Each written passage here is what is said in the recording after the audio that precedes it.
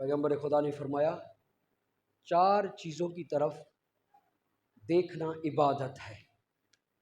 ایک کعبہ، کعبے کو دیکھنا عبادت، دوسرا قرآن، قرآن کو دیکھنا عبادت۔ میرے خیال میں ہم جتنے بیٹھے قرآن کو دیکھتے ہوں گے، یقیناً ہمارے گھروں میں پڑا ہوا ہے، دیکھتے ہیں، اور اس وقت دیکھتے ہیں جب گھر صاف کرتے ہیں، صاف کر کے دیکھ لیتے ہیں۔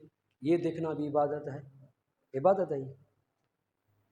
1 سال کے بعد گھر صاف کر رہے ہیں، وہاں سے اٹھا کر دیکھ لیا، ثواب ہو گیا۔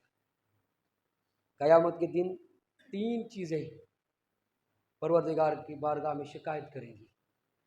ایک عالم دین جو پڑھ کے آیا، پڑھا اور اسے استفادہ نہ کیا گیا، سوال نہ کیا گیا، علم نہ لیا گیا، مسائل نہ پوچھے گئے، وہ عالم کہے گا پروردگارہ میں پڑھ کے آیا تھا، یہ پوچھتے نہیں تھے، میں ان کے پاس گیا تھا مگر مجھے کچھ سمجھتے نہیں تھے۔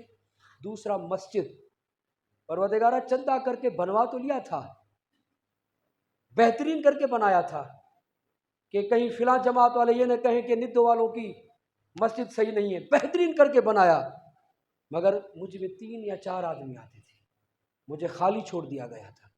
اور تیسرا ہے قرآن،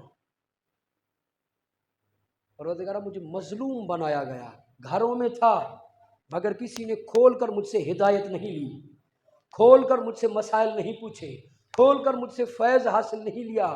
اسی لیے مولا علی علیہ السلام فرماتے ہیں کہ قرآن دلوں کی بہار ہے، جب زمانہ تمہیں پریشان کرے تو زیادہ پریشان نہ ہونا، قرآن کھولو گے، پڑھو گے تو پریشانی دور ہو جائے گی۔